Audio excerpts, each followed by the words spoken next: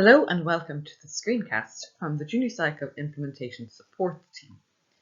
This resource is a self-directed support for school leaders, which also offers collaborative possibilities for teachers in the use of their professional time. Section 4.3 of Circular 59/2021 outlines further details on the use of teacher professional time, including the paragraph as seen here on this slide, which references the role of school management.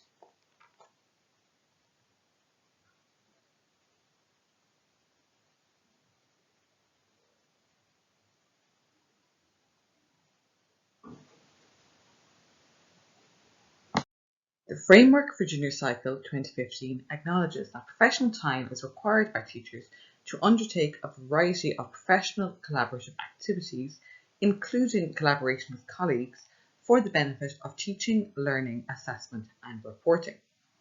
Such collaborative and professional activities include those in relation to feedback, reporting, formative assessment, and the compiling of inputs for the Junior Cycle Profile of Achievement. Why should we collaborate? How do people collaborate? And what kinds of collaboration are more effective than others? In education, professional collaboration and building social capital among teachers and other educators enhances learner outcomes due to knowledge being circulated and creative risk-taking occurring in classrooms.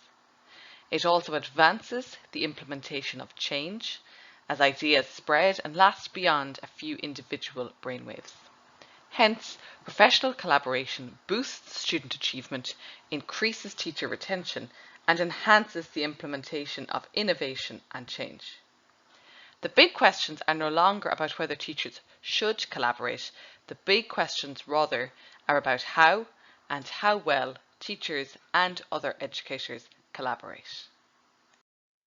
So what is effective collaboration? A difference was discovered between professional collaboration and collaborative professionalism. Professional collaboration describes how teachers collaborate together, whereas collaborative professionalism is prescriptive and is about the transformation of teaching and learning. It involves dialogue, feedback, and ongoing collaborative inquiry, which is ingrained in school life and culture. Some other tenets to consider in the move towards collaborative professionalism include teacher-led professional judgment, self-efficacy, and collective responsibility and initiative. To collaborate is to labour or work together. Joint work is thoughtful work that involves dialogue as well as doing. In collaborative professionalism, talk is part of the work. Common meaning and purpose, collaborating with students, and big picture thinking for all are also important. Thus, collaborative professionalism is about creating stronger and better professional practice together. The Canadian Ministry of Education were one of the first to define collaborative professionalism as professionals at all levels working together, sharing knowledge, skills and experience to improve student achievement and the well-being of both students and staff. Collaborative professionalism values the voices of all and reflects an approach in support of a shared responsibility to provide equitable access to learning for all. All staff are valued and have a shared responsibility as they contribute to collaborative learning cultures. This description of collaborative professionalism has been further developed in recent years to encompass a whole school and system-wide approach to working well together in a professional way. So how might we engage with this approach to working well together in a professional way? This resource offers a shared approach to professional collaborative activities. It is available as an editable Word document and could be uploaded to a shared school space. Page 1 includes a link to the screencast video along with a PDF of this PowerPoint presentation.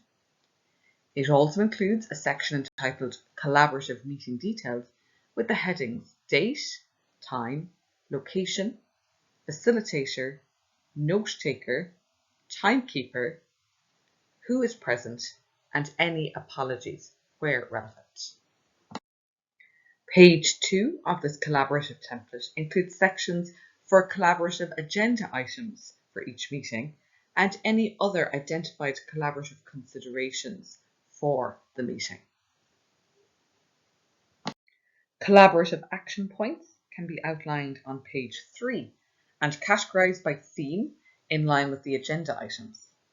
Any discussion items or comments can also be noted, and a name or names can be added for each identified action where relevant.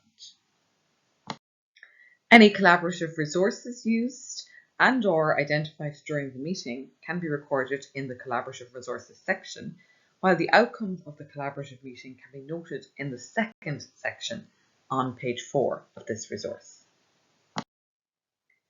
Page 5 comprises possible collaborative prompts from the Framework for Junior Cycle 2015.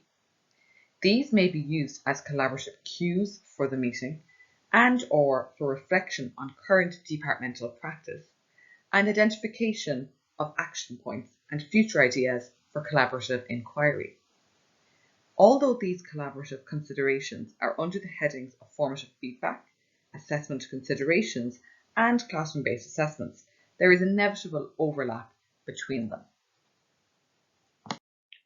These statements are continued on page 6 under the heading titles Subject Learning Assessment Review, Reporting, and Reflection for collaborative consideration during teacher professional time.